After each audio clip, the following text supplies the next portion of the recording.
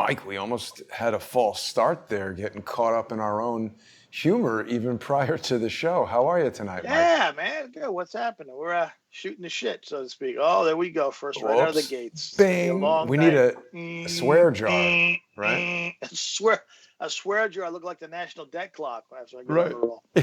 Uh, But Mike, we have a pretty unique topic tonight. We're going to be talking about CDC chicanery, basically inducement and other schemes. I understand the CDC attempted to induce you somehow. Is that right? I trip into the craziest stories. I really do. And I've done it my whole career. I've said it. And there are guys watching that I worked with my career. And they continue to say, I don't understand how you find these crazy stories. And I just do. I trip into these things. They called me a couple weeks ago. And we'll play we can play the first call if you want to play it on the pre-show. We'll play the one that's already in the podcast. We're going to play the new call tonight. You want to do that? Yeah, well, let's do the new one on the sponsor exclusive. Yeah, we'll do because the new call. The new call is better. We're not going to say anything about the new call, but the new call blows the first call away. But the first call is equally alarming, and it's in episode 36. And I got a call. I was just like hanging. I'm like, who the hell is calling me, right?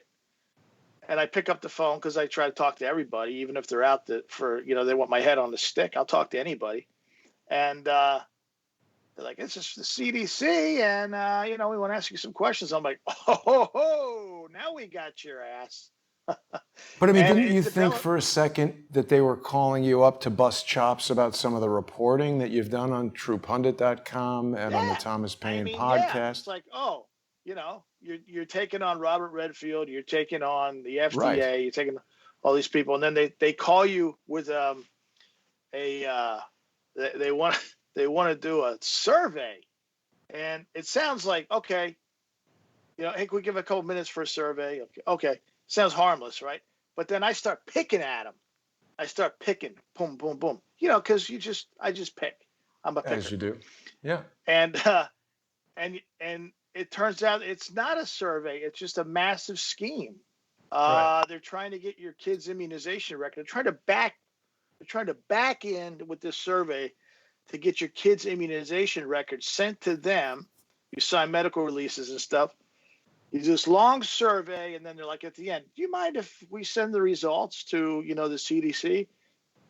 And most people, according to the people I've talked to at the CDC, are like, a lot of people say, no problem. Like, okay, we'll just sign this release and we'll send it to your kid's pediatrician. Then they send the medical records, the immunization records, to the CDC. And the CDC says, but we don't care whose names are on it. We take the names off and the identifying information, like the dates of birth and the kids' names. My ass, you do. Come on. This is what it's like a medical census that they're taking, right?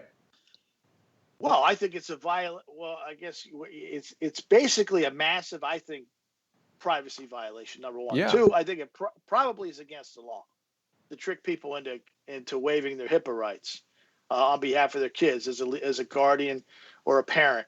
It's like, it was just for a survey. Well, we don't know what they do with this stuff. Yeah. Right? We don't know what they do. And isn't it crazy now that we're getting these calls are going out? They claim, we'll talk about it later. They claim that this is not new. But my point is that what are you doing with this stuff? So these calls are taking on a different life of their own. And they called me back today. And then I have that call we'll play later on the Patreon show, and I'll put that out. We'll talk about that, and we might have it tomorrow in the podcast. We'll see what's going on, but it's just these little things that you're picking up from these people, and don't forget, they're paying people behind the scenes to do this. They're paying people behind the scenes to do it. This is your tax dollars at work. This is our tax dollars at work. They got to be contracting that to somebody, right? It's someone Absolutely. calling on behalf of the CDC to send Absolutely. information to them. Doesn't that also create some sort of layer of plausible deniability as well as a possible leak area? I think it's a massive privacy issue because you're not really, if you're calling on behalf of the CDC and you're contracted, and now you have my kid's medical record, my medical release. How do I know you're not compiling your own little database on the side, so to speak. And number two, what the hell does the CDC have to do with getting into my kids' medical history, every immunization? And then they say, oh, well, it's just not your kid's pediatrician or family doctor. If they got a flu shot or something up at the local Walgreens or CVS, can you please sign a release for that too? Like, what the hell kind of Frankenstein database are you building on Right. today's kids? And why would you need that? They say they need it. Listen, this is crazy. They say they need it because they're compiling some kind of database to find out who gets what immunization. They already know this stuff. They know who gets what immunizations. I mean, maybe not down to the actual letter of the kids,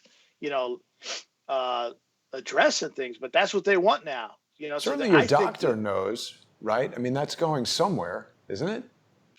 Well, yeah, but the call we'll play later is even more shocking with what they say about doctors. I'm like thinking, I had my podcast set for tomorrow, right? It's just like earlier today. I'm like, I have a couple interviews, set up for tomorrow. And then these guys called. I'm like, God damn it. The CDC is throwing the whole fucking podcast. I got to rework everything because these guys keep calling me. I'm not even calling them. They just keep calling me. These people working for the CDC. But it's alarming. It's very alarming with what we know about these guys now. Now, before, I have to tell you, it's maybe not such a big deal. Oh, the CDC. All right, yeah, I'll do them. Oh, okay, we're going to do a little survey. Okay. But now what we know about these people, you'd be insane. You'd be insane to talk to these people. But guess what? They say, I ask straight out, both times, people actually give you this stuff? Yeah. Yeah, they give it to you. And tonight, when we go into patreon.com and subscribestar.com portion of the show, what happened today is absolutely out of control. And I'm just going to say that. I never anticipated anything like this, but I don't want to give it away, right? Because I'm a trickster. I want to keep keep people guessing. No, it's not only that, right? It's so insane. It's so insane you couldn't even believe it, and it's like too much to handle at once. So we'll do the first call, which I thought the first call that we had in the podcast was crazy. This call today was. So we'll play that. We'll play that, Mike, in about 20 minutes when we go to Patreon and Subscribestar. We're going to play this one. There might be something criminal going on here after today's call. I don't know. I'll have to check it out.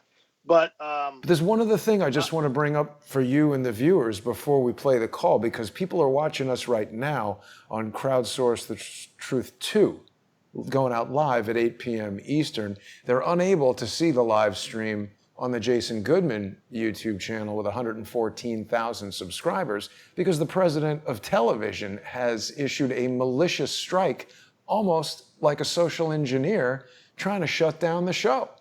This guy literally is the president of television. I mean, can you believe it? Right?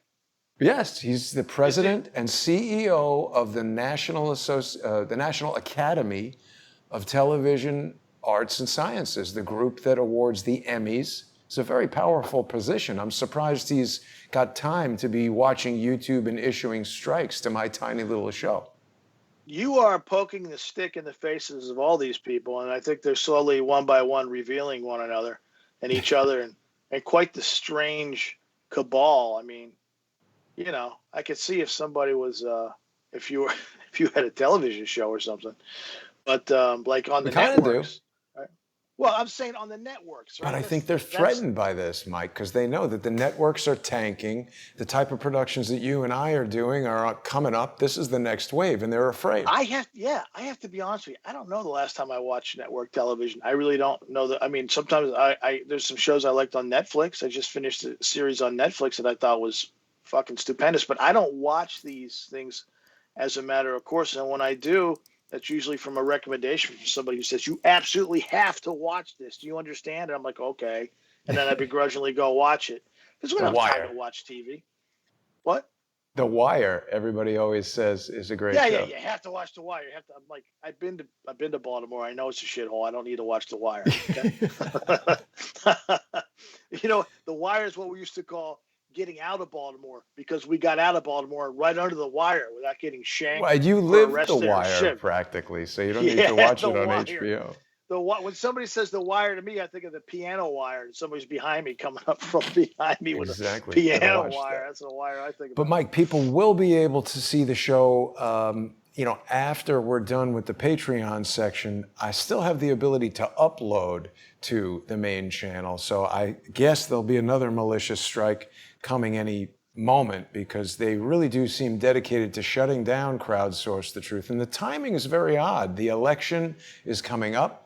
I think the election is right around the corner. We're almost inside 60 days for the election. Yeah, exactly.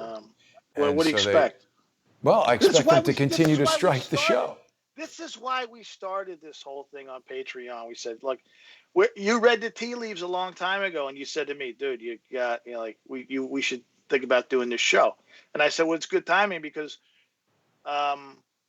we don't really want a YouTube presence anymore. And you said, oh, you're not gonna put things on YouTube. I said, no, we actually quit. We told YouTube, fuck off, because I saw where this is going. I'm not gonna put hundreds of videos on YouTube and then have them say, oh, we don't like you, get out. And be like, wait a minute, that's like 2 or 3 years of work. What are you talking about?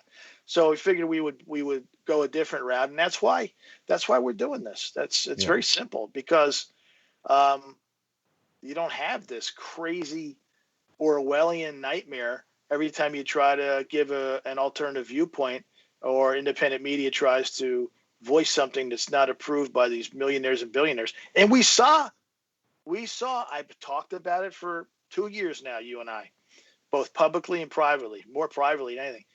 We are witnessing what happens when you're an alleged journalist and you have been infiltrated by Chinese nationalists and anti-Chinese guys. I mean, Bannon just got indicted. I mean, and they might not be done with him, from what we're hearing. And on a smaller scale, Millie Weaver, I think she was targeted by some of the people who were involved in that documentary, or maybe people that we don't know. But they've broken her relationship with InfoWars, which is what brought her to prominence, or at least gave her the platform. They've put her under tremendous pressure, threatened her kids. That was a big deal. Regardless of what happened and some of the underlying effects, sometimes there's a perfect storm of these things. When your personal life collides with your professional life in journalism, it happens. Okay, it happens. This is life, right? No matter what happened, that whole message of that whole situation, Bergey's message, is now up in the air. It's like, wait a minute, is that the story related to the lady who got arrested for XYZ? And so they have a way of screwing these things up. The people who tamper from the outside, right?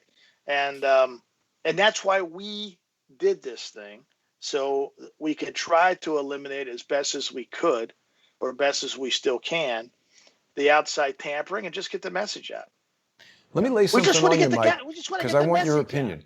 I want your opinion. Yeah. I think there's another reason that they collectively don't like what we're doing, because and I did this consciously, we're turning the business model of television and dissemination of news on its head.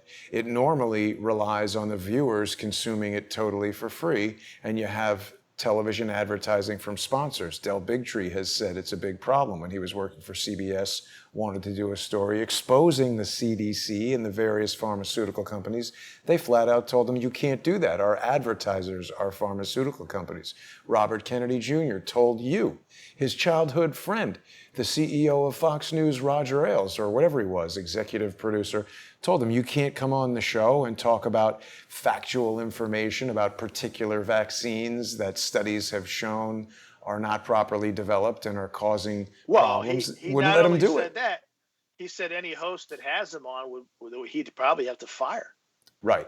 So what they don't like, Mike, is not only the information that we're bringing forward, that we're not in lockstep with the story that they want told. They don't like it that we've eliminated the billionaire middlemen and we are going direct to the viewers. The sponsors of this show are the viewers of this show. So there's no major corporation coming in and saying, hey, Mike, don't talk about the CDC trying to bribe you for your children's health information. We're free to talk about it because our viewers are the sponsors. So I really want to encourage people, if they aren't yet there, to get over to subscribestar.com/truepundit and patreon.com/truepundit and Subscribestar and Patreon for Crowdsource the Truth, so we can continue to bring these guys this kind of information.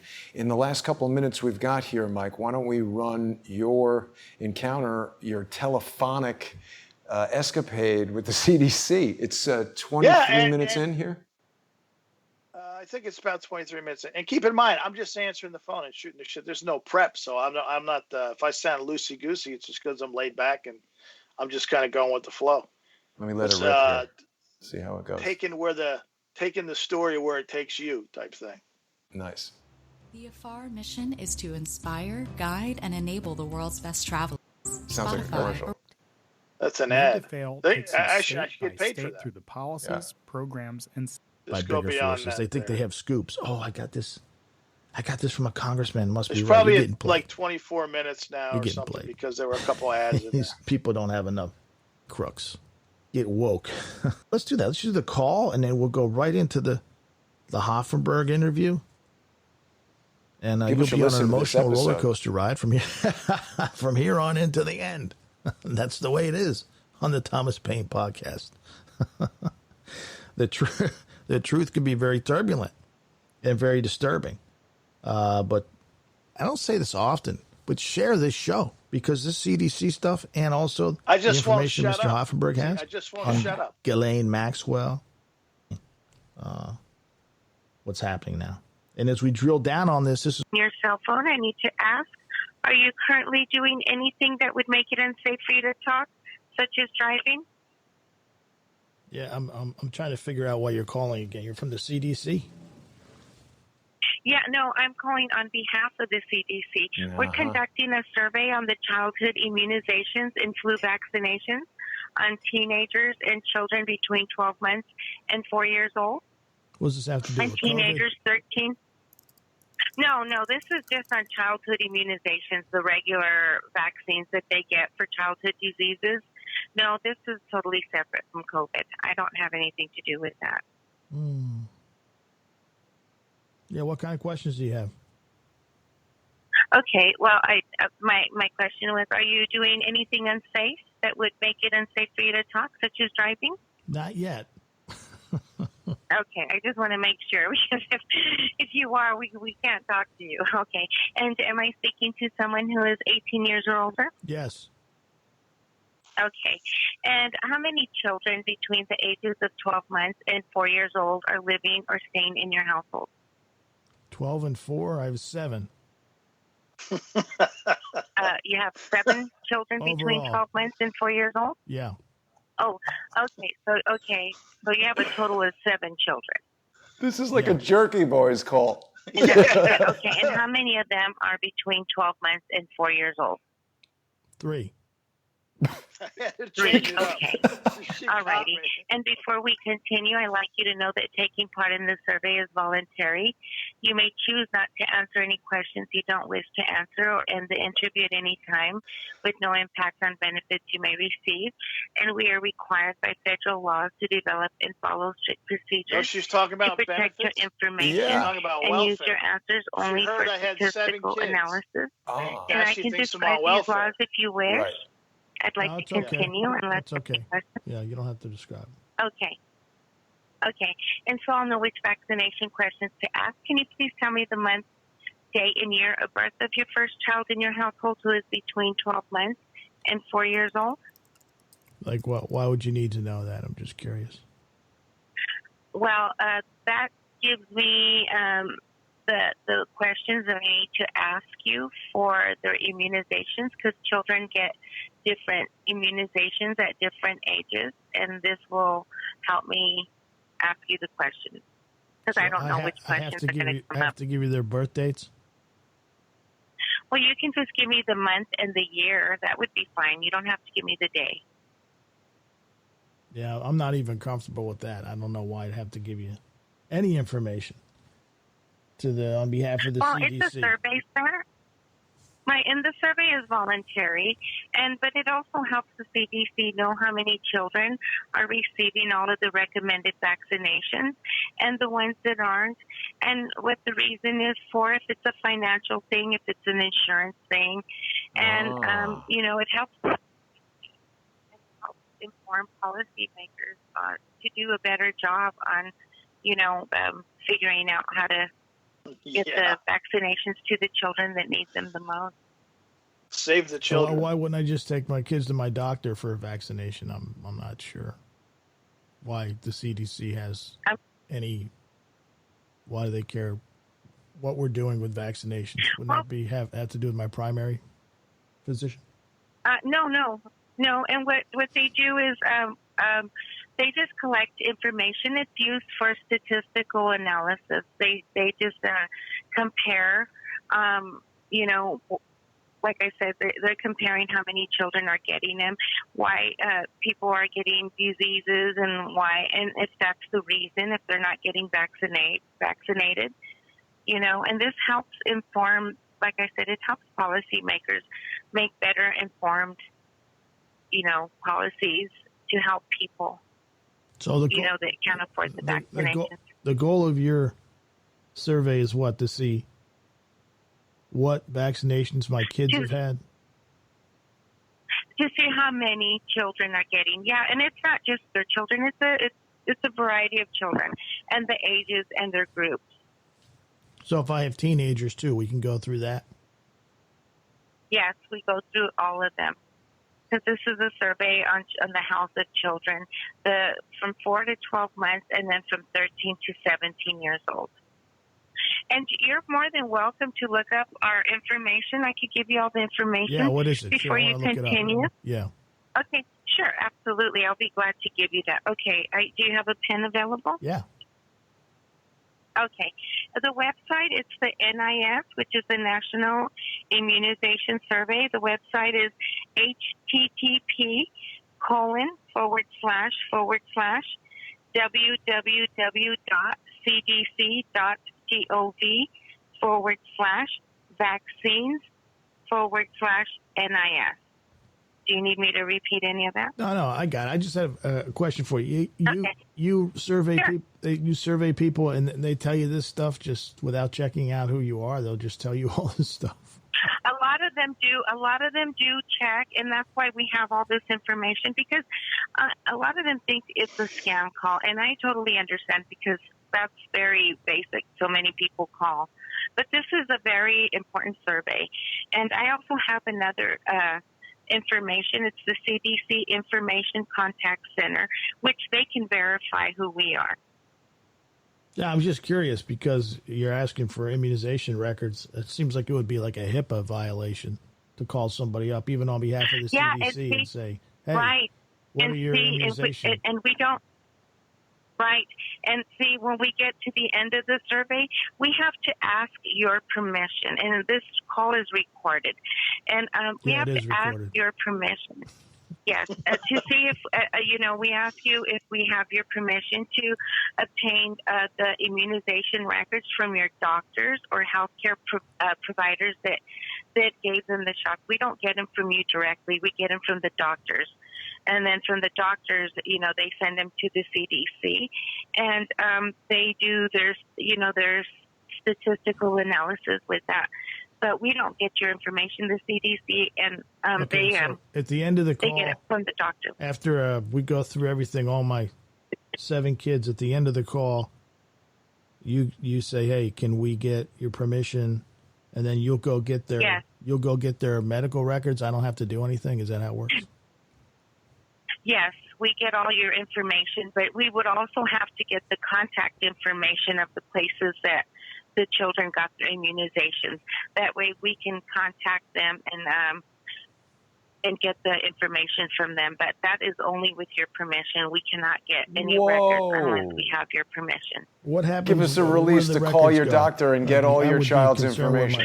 Kids' records go to the CDC, but I mean, I read a lot of stuff in the newspaper that the CDC is kind of wacky. Right. Well, I was going to say the only records that they get are the immunizations. They don't get anything else. Nothing about their health. Nothing about anything personal. It's only immunizations. What happens if my kids don't have all the immunizations they're supposed to have? Then I get in some kind of trouble. Good question. No, No, because you know what? I mean, you have a right to refuse, and sometimes children cannot get vaccinations because they may have, a weakened immune system, or they may be allergic to some ingredients in the immunizations. This is a non-biased survey. Well, right. You're saying it's a survey, right? And then at the end, you're asking for medical record releases for my children that go to the CDC, and I don't know what happens to them after it goes to the CDC. I don't know. Yes, what you don't. It ends up. Seems like it's some kind of a massive problem. Yeah, I don't know what. I couldn't tell you how that works.